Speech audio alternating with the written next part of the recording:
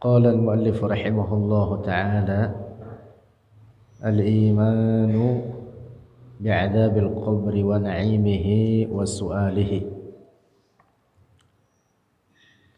Bermula ini pembahasan iman bi'adzabil qabri, dengan azab kubur, wa na'imihi dan nikmat kubur, wa su'alihi dan soal kubur.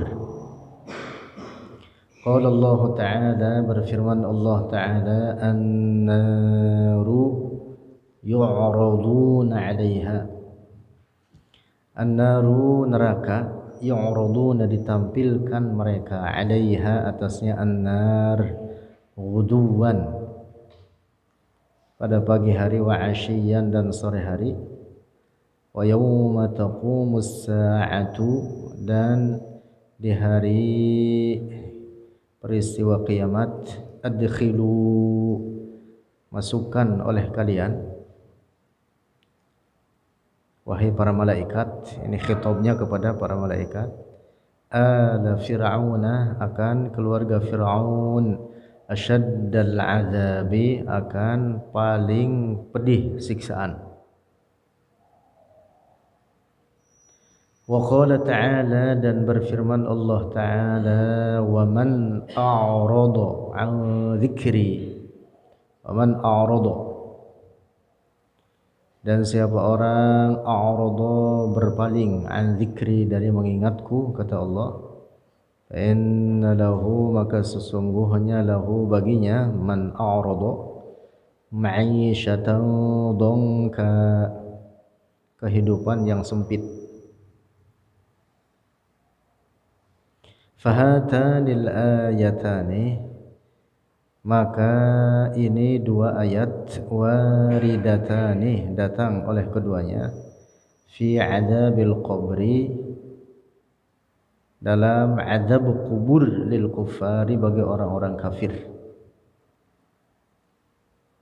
Jadi kandungan ayat tersebut memberikan makna terkait tentang adanya siksa kubur. Wa amma usatul muslimina, dan adapun para pelaku maksiat, orang-orang muslim, min ahlil kabairi, dari para pelaku dosa-dosa besar, alladzina matu, yang mati mereka, ahlul kabair, qablat taubati, sebelum taubat, fahum, maka bermula mereka ahlul kabair, sinfani, itu dua golongan, sinfun sekelompok atau satu golongan, yu'afihimullahu, mengampuni akan mereka Allahu, oleh Allah, min adabil qabri, dari siksa kubur.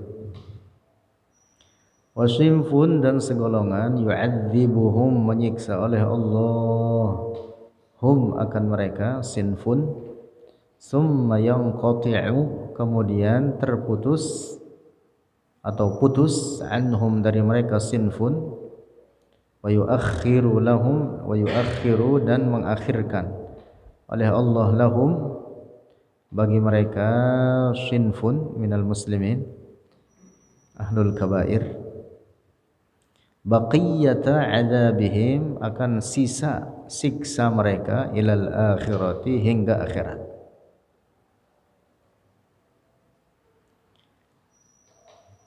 Ada riwayat menyebutkan bahwa orang mukmin ahlul kabair, pelaku dosa besar yang mati tanpa taubat dari dosanya,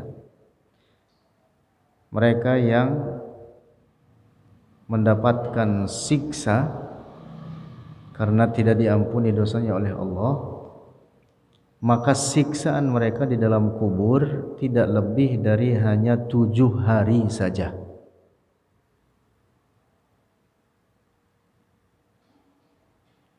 Asar demikian ini banyak diriwayatkan oleh para ulama, di antaranya oleh Al-Imam Jalaluddin As-Suyuti dalam Al-Hawi lil Fatawi, dikupas beberapa riwayat asar ini atau hadis ini yang menyebutkan demikian, bahwa orang mukmin yang merupakan daripada golongan ahlul kabair mati tanpa taubat dan tidak diampuni dosanya oleh Allah, di dalam kubur mendapatkan siksa tidak lebih dari hanya 7 hari saja. Nah, maka itu 7 hari pertama dari setelah dikuburkan itu adalah waktu yang sangat genting. Dan dengan dasar ini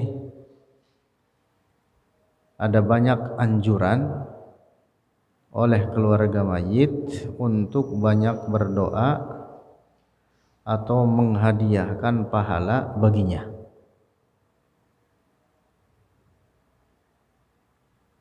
Bersedekah atas nama dia, beramal soleh, kemudian pahalanya diniatkan bagi dirinya,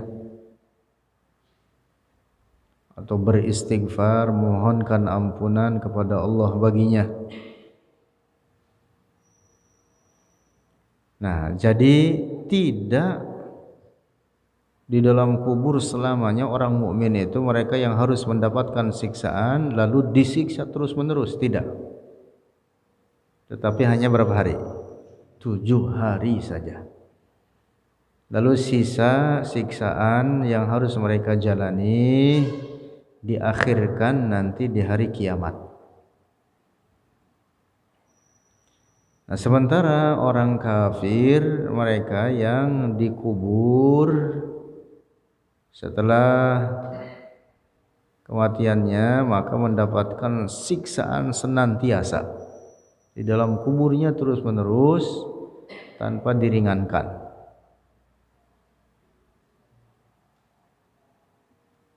Dengan dalil ayat Al-Quran itu tadi, diantaranya firman Allah, An-naru yu'raduna 'alaiha ghuduwwan wa 'ashiyya. Juga firman Allah, wa man a'rada 'an dzikri fa inna lahu ma'isyatan dhanka. Juga nanti ada dalil-dalil hadis lain daripada hadis-hadis Rasulullah, ada banyak terkait itu. Nah, catatan pentingnya, orang yang mengingkari adanya siksa kubur maka dia dihukumi kafir,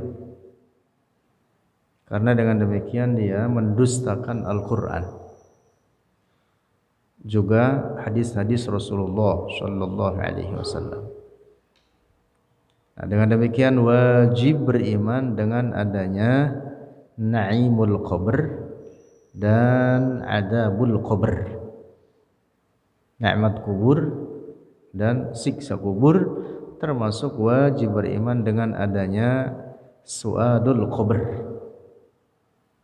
pertanyaan yang diajukan di dalam kubur terhadap beberapa golongan daripada manusia ini.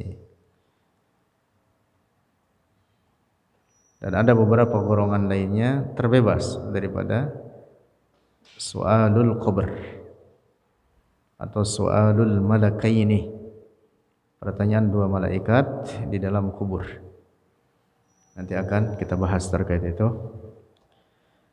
Lanjut. Faqad rawal Bukhari, maka telah meriwayatkan oleh Imam Al-Bukhari wa Muslimun dan Imam Muslim, wa Tirmidzi wa Abu Dawud wa Nasa'i an ibni Abbas, dari Ibn Abbas, Abdullah ibn Abbas radhiyallahu anhuma, marra Rasulullah, telah lewat oleh Rasulullah sallallahu alaihi wasallam, ala qabraini, di atas 2 kubur. Faqala, maka bersabda oleh Rasulullah, innahuma, sesungguhnya keduanya, orang dalam kubur tersebut, la yu'adzabani, benar-benar sedang disiksa akan keduanya, wa ma yu'adzabani fi kabiri ismin, dan tidaklah disiksa akan keduanya dalam dosa besar. Qala bersabda Rasulullah, bala, benar.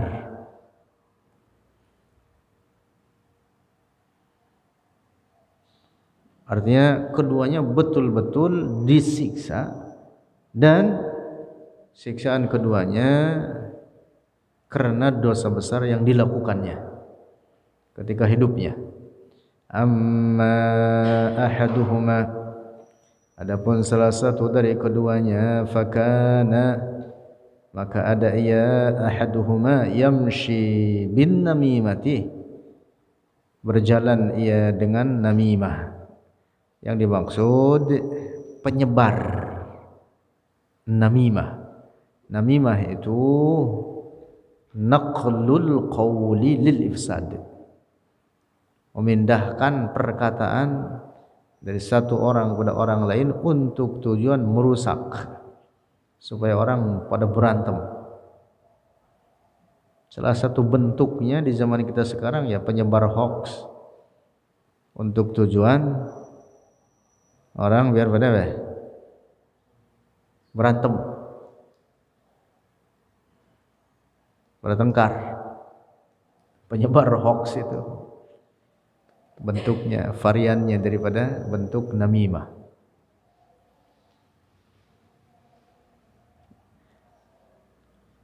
Wa ammal akharu, dan adapun yang lain, ya kategorinya begitu. Namimah itu dengan definisi naqlul qawli lil ifsad, tujuan merusak supaya orang saling bermusuhan, menyebarkan berita ke sana kemari untuk tujuan tersebut. Ya termasuk dengan media apapun, termasuk media di zaman kita sekarang, media internet, di Facebook, di WhatsApp, macam-macam deh. Kalau dengan sifat itu tadi lil ifsad, naqlul qawli lil ifsad, masuk kategori namimah. Nah, jadi namimah ini adalah penyebab dosa besar dan penyebab siksa kubur.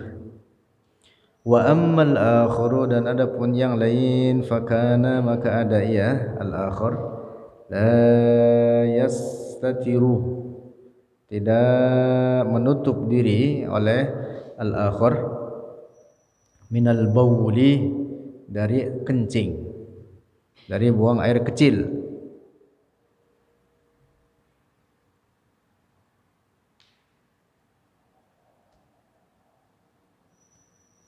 Summa, nah itu buang air kecil sembarangan, buang air kecil sembarangan,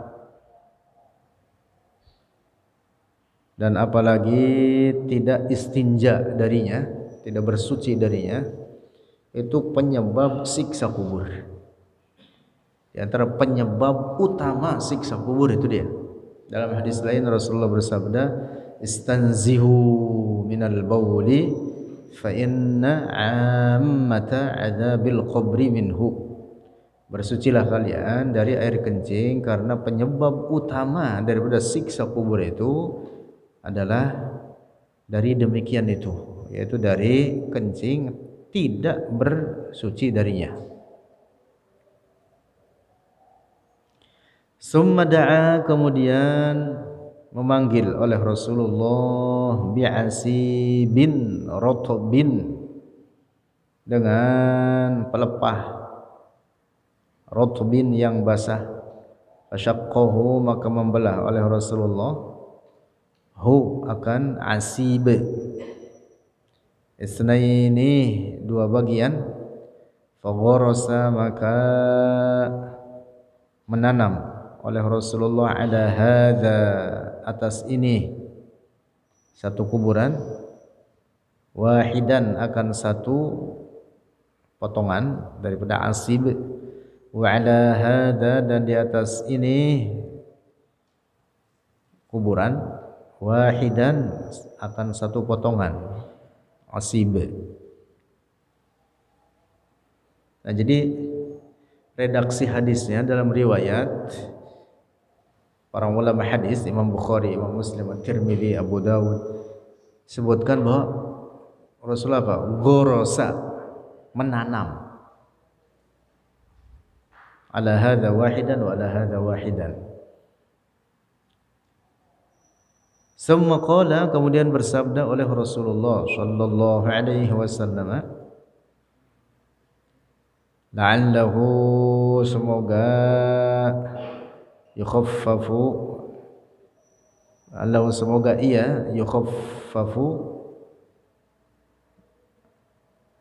diringankan, anhuma, dari keduanya orang tersebut, dengan sebab diletakkan asib ratb di atas kuburan tersebut. Nah, hadis ini ada banyak pelajaran penting di dalamnya. Di antaranya satu, nah sesuai dengan babnya, ini diletakkan pada bab ini, al-iman bi'adzabil qabri wa na'imihi. Hadis ini memberikan pelajaran penting tentang adanya apa? Siksa kubur. Ini hadis sahih riwayat Imam Al-Bukhari. Jadi kalau ada orang mengingkari siksa kubur, menyalahi hadis sahih, bahkan menyalahi Al-Quran. Di zaman kita sekarang, kelompok yang mengingkari adanya siksa kubur adalah Hizbut Tahrir.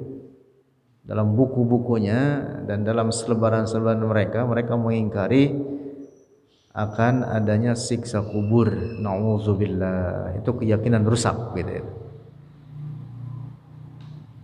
Nah, jadi hadis ini di antara pelajaran pentingnya menetapkan tentang adanya apa? Siksa kubur. Sharih, jelas menetapkan demikian. Dua, dari hadis ini difahami tentang ada beberapa perkara yang menyebabkan akan adanya siksa kubur. Oleh Rasulullah disebutkan langsung, yaitu an-namimah dan adamul istinzah minal baul. Dua perkara ini adalah penyebab pokok daripada apa? Adanya siksa kubur. An-namimah, ngadu domba. Nah, bahasa kita mengadu domba. Orangnya disebut provokator. Kerjanya disebut provokasi. Orang biar pada berantem.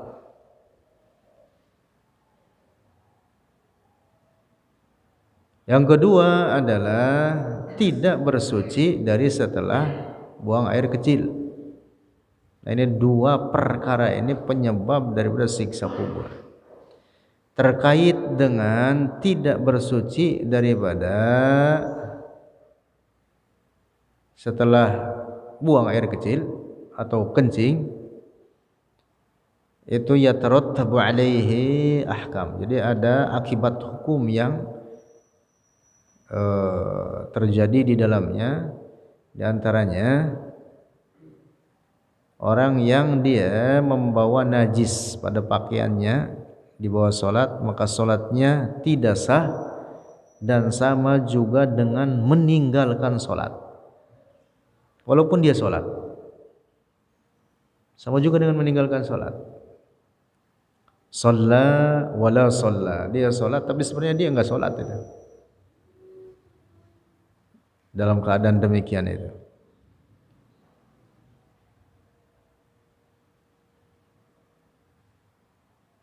itu diantara akibat hukum yang sangat berat, walaupun setetes daripada air kencing itu.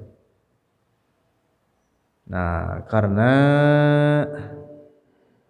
at-talawwus, karena itulah maka at-talawwus bil baul, Kalau bahasa kitanya belepotan dengan air kencing minal kabair, termasuk daripada dosa besar.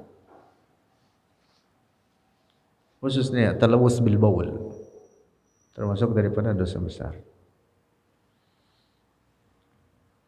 Dua. Kemudian yang ketiga, daripada hadis ini juga ada pelajaran penting lainnya, yaitu bahwa amal soleh daripada orang yang hidup jika diniatkan bagi orang yang sudah meninggal,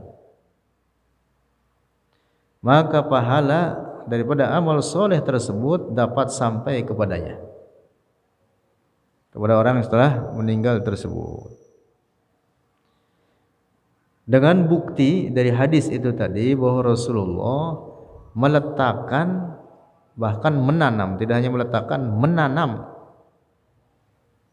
daripada potongan pelepah yang masih basah, dahan pohon yang masih basah, kemudian ditanamkan oleh Rasulullah di atas kuburan tersebut. Bahkan kemudian Rasulullah mengatakan la'allahu yukhaffafu anhuma,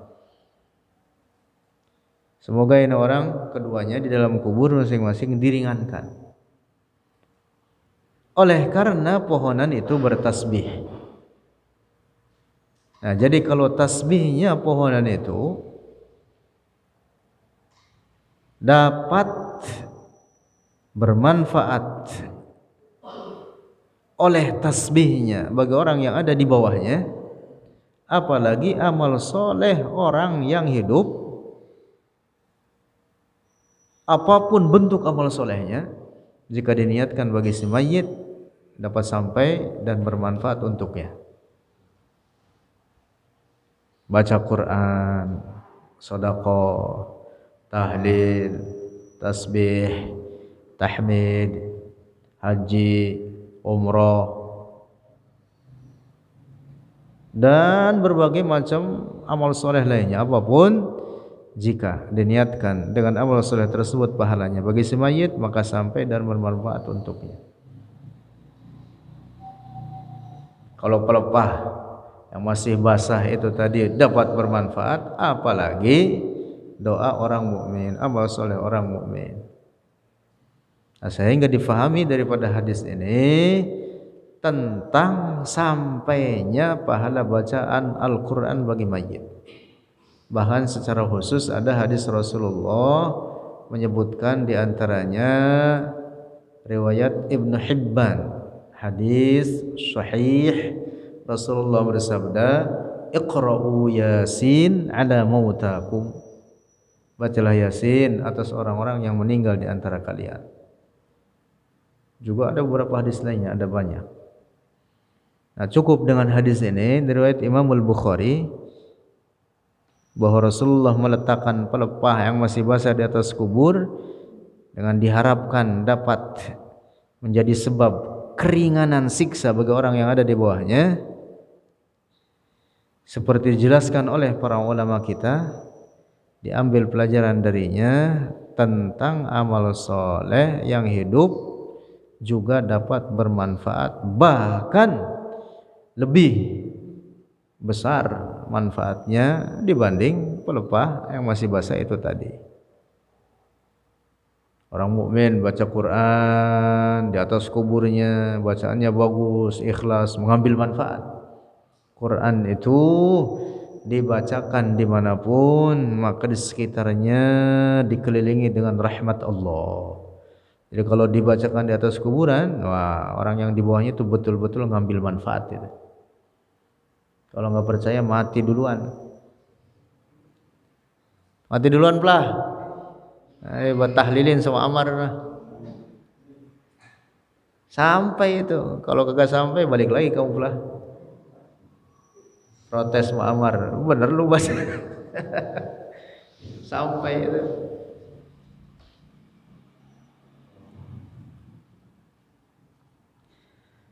Pelajaran lainnya daripada hadis ini adalah adanya anjuran menanam pohon di atas kuburan. Sunnah Rasulullah. Rasulullah mengajarkan itu. Dalam hadisnya mengatakan ghorosa ala hadza wahidan wa ala hadza wahidan.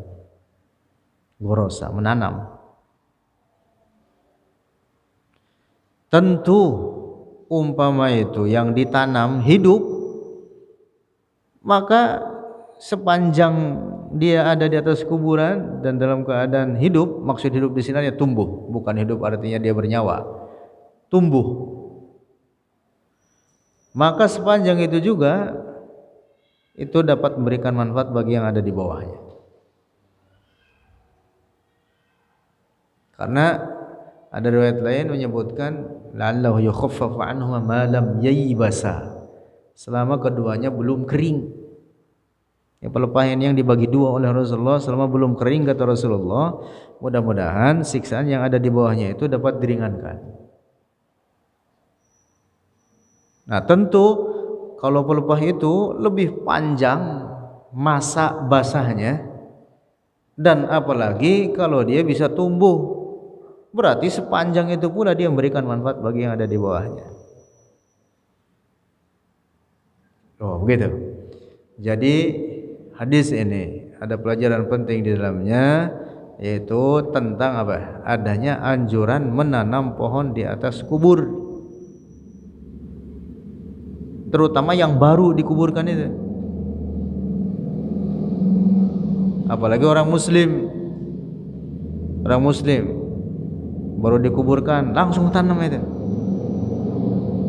Penting itu, langsung tanam itu.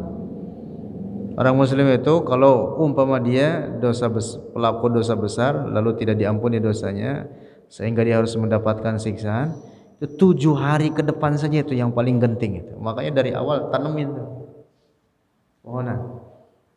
Apalagi ditambah dengan ngajiin di kubur, cakep betul ini.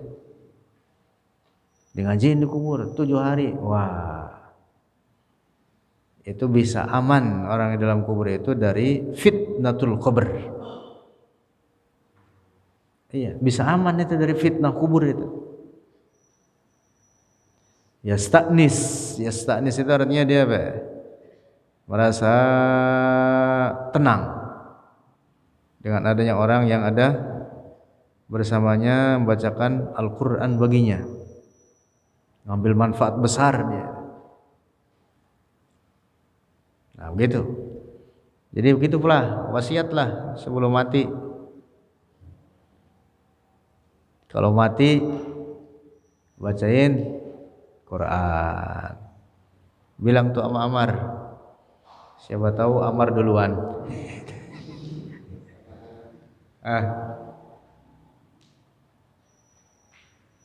Oh, Masya Allah.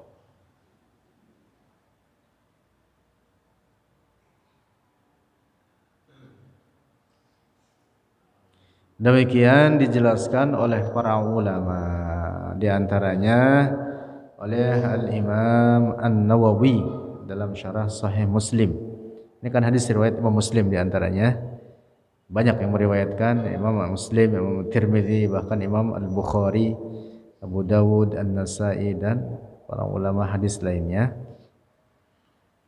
Imam An-Nawawi, Yahya ibn Sharaf An-Nawawi dalam syarah Sahih Muslim, yaitu dalam kitab Al-Minhaj bi Syarhi Sahih Muslim Ibn Hajjaj, mengambil pelajaran penting terkait beberapa poin itu tadi. Anjuran untuk baca Quran, sampainya pahala baca Quran, anjuran untuk menanam pohon dan seterusnya. Wallahu a'lam bishawab.